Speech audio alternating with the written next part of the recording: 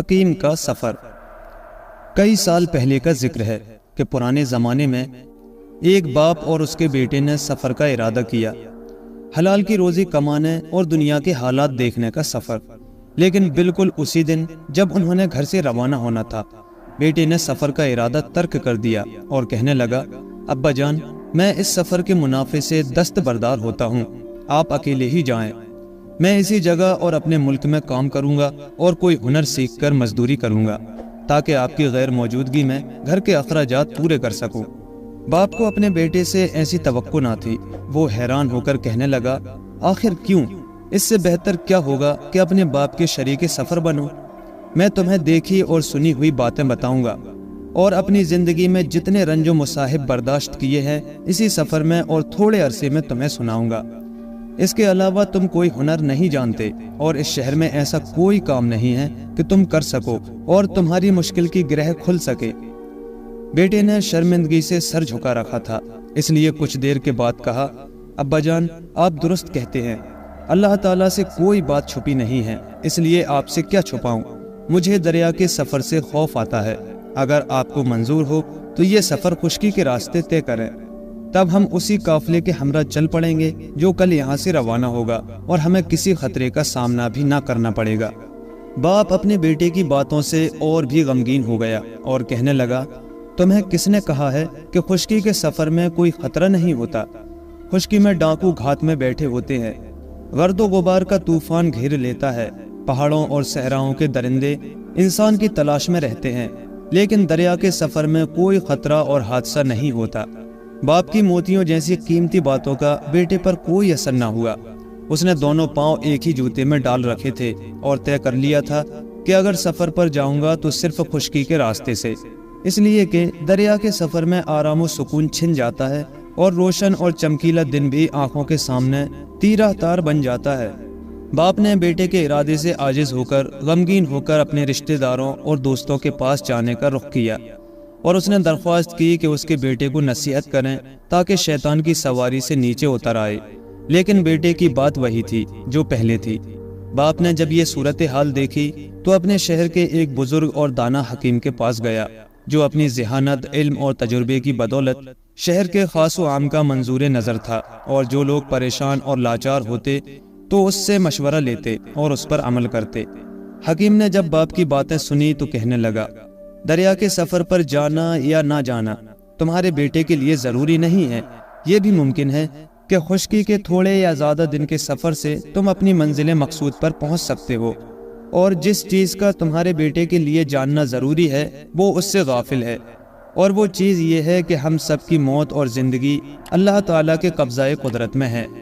اگر تمہارے بیٹے کو اس حقیقت کا علم ہو جائے اور اس کے دل کی آنکھ اس روشنی سے آگاہ ہو جائے تو دریا کے سفر سے نہ گھبرائے گا۔ زندگی میں تو ان سے بھی بڑے خطرات کا سامنا کرنا پڑتا ہے۔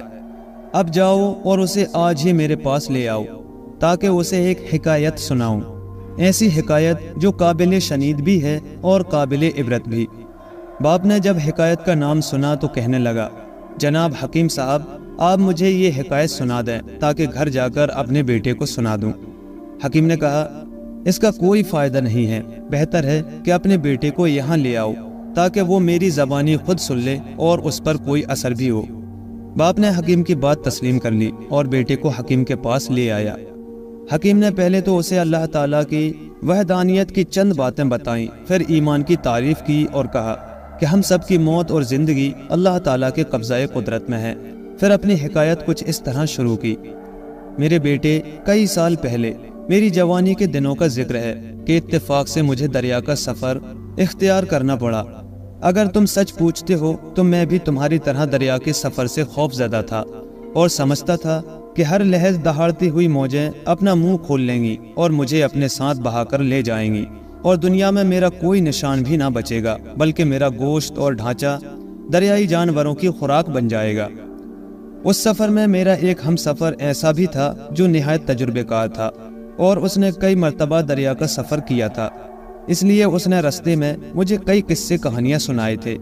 یہ قصے اور کہانیاں ایک دوسرے سے زیادہ پند آموز اور عبرت انگیز تھے، لیکن میں تمہیں اس وقت جو حکایت سنانا چاہتا ہوں میرے ان دنوں کے حالات و واقعات کے مطابق تھی جو اب تمہارے حالات و واقعات کے مطابق ہے۔ میرا ہم سفر کہتا تھا کہ میں نے دنیا کے کئی لوگوں کو دیکھا ہے اور کئی ملکوں کا سفر کیا ہے، لیکن اب ہمارا ارادہ چین اور جاپان جانے کا تھا۔ عام طور پر رستے میں کئی ہم سفر پوچھا کرتے ہیں کہ تم کیا کرتے ہو اور کون سا ہنر جانتے ہو، تاکہ مصیبت میں ایک دوسرے کی مدد کریں اور لاچاروں کے چارہ ساز بنیں۔ ان مسافروں میں ایک پہلوان ہٹا کٹا اور مضبوط توانا تھا۔ یہ پہلوان جو ہی کشتی میں داخل ہوا تو کشتی اور بہادری کے قصے بیان کرنے لگا کہ اس نے اکھاڑے میں کس طرح اپنے حریفوں کو پچھاڑا ہے اور کس طرح ان کی پیٹھ کو زمین پر رگڑ کر بے عزت کیا ہے۔ اس پہلوان کے اکثر قصے بہادری اور پہلوانی پر مبنی تھے، جسے مسافر اور ملح نہایت شوق اور دلچسپی سے سنتے تھے اور اپنے دل میں کہتے تھے کہ اس سفر میں ایسے شخص کی ہمراہی غنیمت ہے۔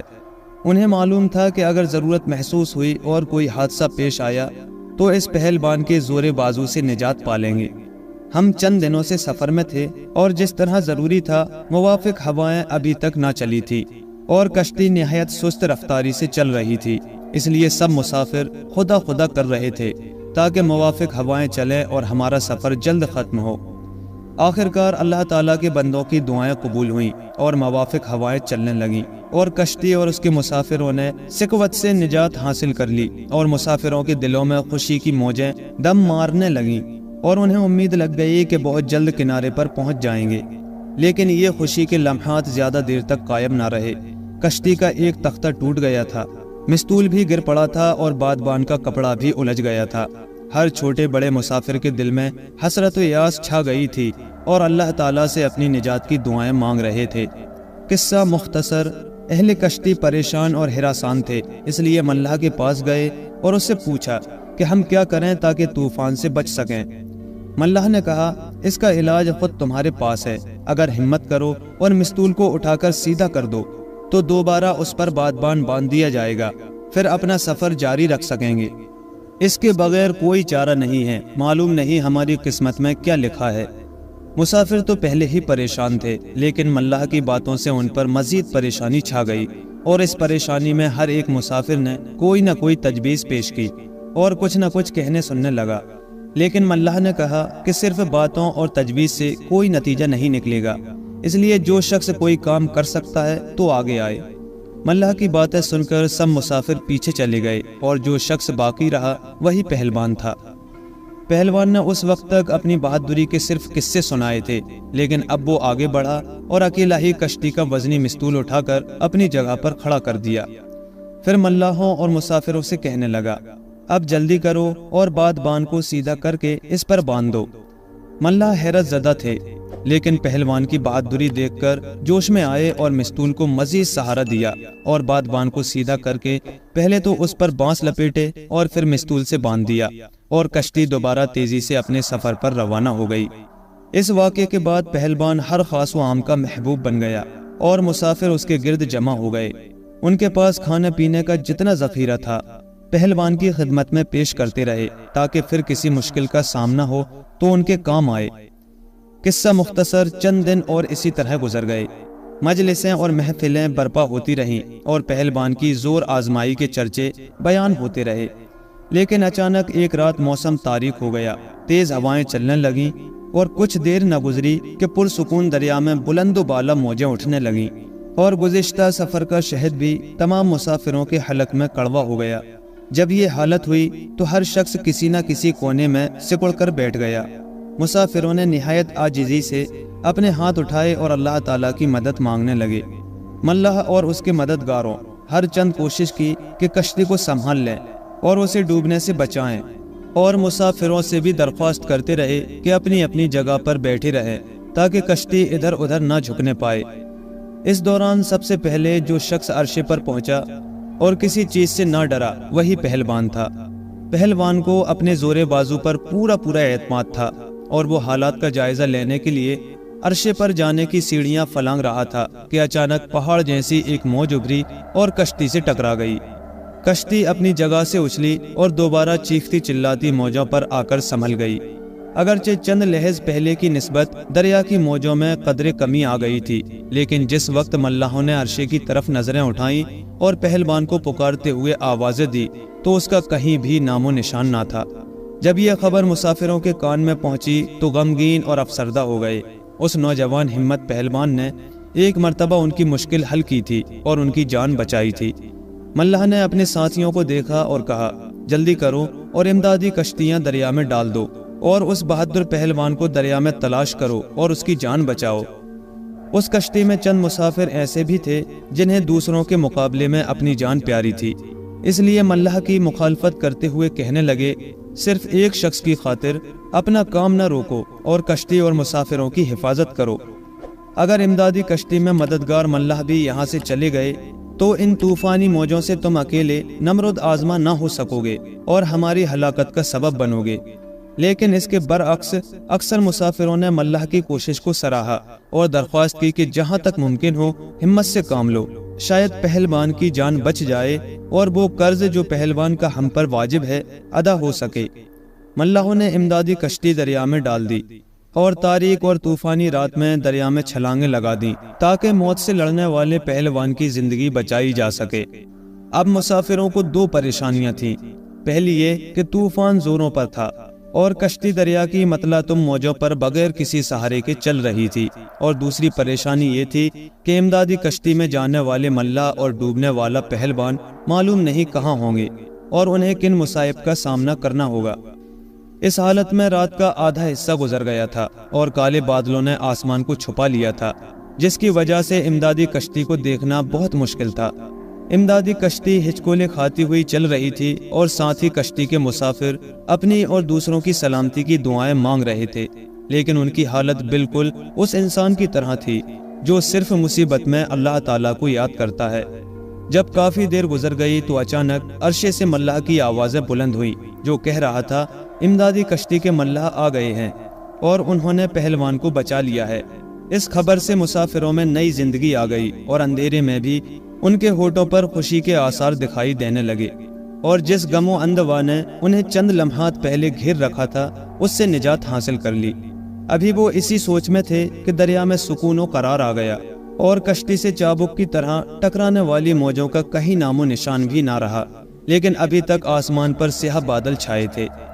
اس کیفیت کو دیکھ کر مسافر ڈر اور خوف سے اپنی جگہ پر سمٹے ہوئے تھے کہ کہیں ایسا نہ ہو کہ عرشے پر جائیں اور پہلوان کی طرح دریا میں گر جائیں۔ اس لیے جو ہی صبح ہوگی اور روشنی پھیلے گی تو پہلوان کے پاس جا کر اس کی خیریت دریافت کر لیں گے اور اس کی تیمارداری کریں گے، نیز اس سے یہ دریافت کریں گے کہ تمہیں یہ حادثہ کیسے پیش آیا۔ دانا حکیم ابھی یہاں تک پہنچا تھا کہ جوان کی طرف دیکھ کر کہنے لگا، خوب میرے بیٹے، شاید تم سوچتے ہوگے کہ جن ملاحوں نے پہلوان کی زندگی بچانے کے لیے دریا میں چھلانگیں لگائی تھی انہوں نے پہلوان کو دریا سے زندہ نکالا ہوگا یا مردہ۔ لڑکے نے کچھ سوچا اور کہنے لگا، جناب حکیم صاحب، یقیناً اسے زندہ ہی نکالا ہوگا۔ اگر کوئی اور بات ہوتی تو ملاح اپنی زندگی کو خطرے میں نہ ڈالتے اور ڈوبنے والے کو دریا میں ہی چھوڑ دیتے اور اپنے ہمراہ نہ لاتے۔ حکیم نے کچھ سوچتے ہوئے اپنا سر جھکا لیا اور کہنے لگا، نہیں میرے بیٹے، ملاح اس پہلوان کو نہ زندہ تلاش کر سکے اور نہ ہی مردہ۔ میرے ہم سفر نے مجھے بتایا تھا کہ وہ تاریک رات اور کالے بادلوں سے ڈھکا ہوا آسمان ملاحوں کے لیے رکاوٹ بن گیا تھا کہ وہ جان سکیں کہ جس شخص کو پکڑ کر اپنے ہمراہ لا رہے ہیں وہ کون ہے۔ شاید جب وہ کشتی میں پہنچے ہوں گے تو انہیں اصلیت کا پتہ چلا ہوگا، لیکن دوسرے مسافروں کو اصلیت کا مطلق پتہ نہ چلا، یہاں تک کہ وہ رات بھی دنیا کی دوسری راتوں کی طرح گزر گئی اور چمکتا ہوا سورج طلوع ہو گیا۔ مسافر ہر چیز سے پلے ملاحوں کو تلاش کرنے لگے تاکہ ان سے پہلوان کی خیریت دریافت کریں۔ انہوں نے دیکھا کہ ملاحوں نے ایک شخص کو گھیر رکھا ہے اور اس کی تیمارداری کر رہے ہیں اور اسے تسلی دے رہے ہیں۔ جب ملاح وہاں سے ہٹ گئے تو انہوں نے دیکھا کہ جس شخص کو رات کے وقت طوفانی موجوں سے بچایا گیا ہے وہ پہلوان نہیں تھا بلکہ کوئی اور شخص تھا۔ تمام مسافر حیرت کی انگلیاں دانتوں میں کاٹ رہے تھے اور ان پر دوبارہ غم و اندوہ چھا گیا تھا، اس لیے کہ پہلوان کا کہیں نام و نشان نہ تھا، اور جو شخص عرشے پر لیٹا تھا ایک بلند و بالا اور صحت مند غلام تھا اور نہایت حیرت سے مسافروں اور ملاحوں کو دیکھ رہا تھا۔ اور طوفان کے خوف کی نشانیاں اس کے چہرے پر ظاہر تھیں۔ مسافر ابھی تک اس ماجرے سے بے خبر تھے اور انہیں معلوم نہ تھا کہ واقعہ کیا ہے، اس لیے ایک دوسرے کے بعد غلام سے پوچھنے لگے کہ تمہارے ساتھ کیا اتفاق ہوا ہے اور تنو تنہا یہاں تک کیسے پہنچے ہو؟ غلام آہستہ آہستہ سنبھل گیا تھا اور اسے یقین ہو گیا تھا کہ اسے موت سے نجات مل گئی ہے، اس لیے اس نے گہرا سانس لیا اور اٹھ کر اپنی جگہ پر کھڑا ہو گیا اور کچھ سوچ کر کہنے لگا، اللہ تعالیٰ کا شکر ہے اور اللہ تعالیٰ تمہیں اس نیکی کا اجر عطا کرے کہ تم نے میری جان بچائی ہے، لیکن میں کس حال میں یہاں پہنچا ہوں اور تمہارے لیے حیرت کا سبب بنا، یہ ایک لمبی کہانی ہے۔ واقعہ یہ ہے کہ مجھے اور ایک دوسرے غلام کو ہمارے آقا نے خریدا تھا۔ میں نے کئی سال اپنے آقا کی خدمت کی ہے اور اپنی ذمہ داری احسن طریقے سے نبھائی ہے۔ میں نے کافی مشکلات برداشت کی اور کبھی شکایت کا موقع نہ دیا۔ مجھے امید تھی کہ وقت کے گزرنے کے ساتھ ساتھ میرا آقا سمجھ جائے گا کہ مجھے اس سے محبت ہے، اس لیے اس کی خدمت کی وجہ آوری میں کسی قسم کی کوتاہی نہ کروں گا۔ لیکن میرا ساتھی جو میرے ہمراہ اس حویلی میں آیا تھا بڑا زبان دراز اور چاپلوس تھا۔ وہ اپنی چرب زبانی سے میرے مشکل اور بڑے کام کو آقا کے سامنے چھوٹا بنا کر بیان کرتا تھا اور اپنے چھوٹے اور معمولی کام کو بڑھا چڑھا دیتا تھا۔ کوچہ و بازار میں پیغام رسانی میری ذمہ داری تھی اور آقا کی شاباش اور آفرین حاصل کرنا اس کے حصے میں آتے تھے، اس لیے جب کبھی سفر درپیش ہوتا تو آقا صرف اسے اپنا ہمراہ لے جاتے تھے اور اس پر طرح طرح کی مہربانی کرتے تھے۔ اس کے علاوہ آقا مجھ پر کوئی توجہ نہ دیتے کہ میں بھی اس کا غلام ہوں اور اس کے گھر کا کام کرتا ہوں اور تکلیف برداشت کرتا ہوں۔ میں نے کئی مرتبہ چاہا کہ آقا کو حقیقت سے آگاہ کروں، اس لیے چند مرتبہ اسے اکیلے دیکھا تو چاہا کہ اپنے ارادے کی تکمیل کروں، لیکن معلوم نہیں ہر دفعہ شرم و حیا میرے مانے ہوئی، اس لیے دل کی بات زبان پر نہ لا سکا۔ آخر کار کئی سالوں کے بعد میں نے ہمت سے کام لیا اور آقا کو تمام ماجرا کہہ سنایا، اس لیے اس نے مان لیا کہ اس سفر میں مجھے بھی اپنے ہمراہ لے جائے گا۔ میں خوشی خوشی تیار ہوا اور اسی غلام آقا اور اس کے دوستوں کے ہمراہ چل پڑا، اور جب کشتی میں سوار ہوئے تو مجھے کئی سالوں کے بعد خوشی اور اطمینان حاصل ہوا کہ آخر کار آقا مجھ سے مطمئن ہے اور مجھے اپنے ہمراہ لے آیا ہے، اور مجھے بھی چند سالوں کی تھکاوٹ اور کام کے بوجھ سے نجات ملی ہے۔ ہم اپنے ساتھیوں کے ہمراہ جا رہے تھے کہ اچانک ہوا میں خنکی آ گئی اور آقا مجھے تلاش کرتے ہوئے میرے پاس آیا۔ اس نے دوسرے سامان کے ہمراہ اپنی کشمیری شال بھی میرے حوالے کر رکھی تھی۔ یہ شال اسے بہت پسند تھی، وہ کئی سالوں سے اسے اوڑھتا تھا اور ہر کس و ناقص سے اس کے رنگ اور خوبیوں کی تعریف کرتا تھا۔ جب آقا نے مجھ سے کشمیری شال مانگی تو میں نے گٹھری میں ہر چند اسے تلاش کیا، لیکن شال نظر نہ آئی۔ میں حیران و پریشان کھڑا تھا اور میری سمجھ میں نہ آتا تھا کہ شال کہاں چلی گئی ہے اور کیا ہوا ہے۔ شاید چوری ہو گئی ہے یا اسی غلام نے دریا میں پھینک دی ہے جو میرا دشمن تھا، لیکن جو کچھ تھا شال میرے پاس نہیں تھی۔ یہی سبب تھا کہ آقا مجھ پر غصہ ہوا اور مجھے برا بھلا کہا، لیکن مجھے تو ایسی باتیں سننا گوارا نہ تھی، اس لیے کہا، آقا آپ کئی سالوں کے بعد مجھے اپنے ہمراہ لائے ہیں، آپ ایسے سلوک سے اس سفر کی شیرینی میرے حلق میں زہر نہ بنائیں۔ میرا ساتھی جو حسد اور کینے کی آگ میں جل رہا تھا اور پسند کرتا تھا کہ وہ اکیلا ہی آقا کا محبوب ہو، اس لیے میرے سامنے میری بدگوئی کرنے لگا، اور جب معاملہ یہاں تک پہنچا تو ظاہر میں آقا نے مجھے دریا میں پھینکنے کا ارادہ کر لیا تاکہ مجھ سے ہمیشہ کے لیے چھٹکارا حاصل کر لے۔ اسے یقین تھا کہ میں نے یا تو شال بیچ ڈالی ہے یا دریا میں پھینک دی ہے۔ کشتی کے دوسرے مسافروں نے آقا کو اس کام سے روکا اور کہا، یہ نہایت ظلم اور بزدلی ہے اور اللہ تعالیٰ کو پسند نہیں کہ کسی بے گناہ کی جان لی جائے۔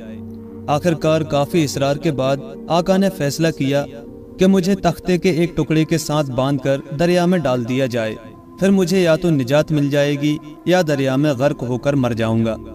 میں ایک دن تو تختے کے ٹکڑے پر دریا میں سرگردہ رہا اور اللہ تعالیٰ سے دعا مانگتا رہا کہ میری مدد فرمائے، لیکن دریا میں طغیانی آ گئی اور مجھے اپنے سامنے موت دکھائی دینے لگی۔ اتفاقاً اسی وقت مجھے ایک امدادی کشتی دکھائی دی جو دریا کی موجوں پر ڈگمگا رہی تھی اور میرے قریب آ رہی تھی۔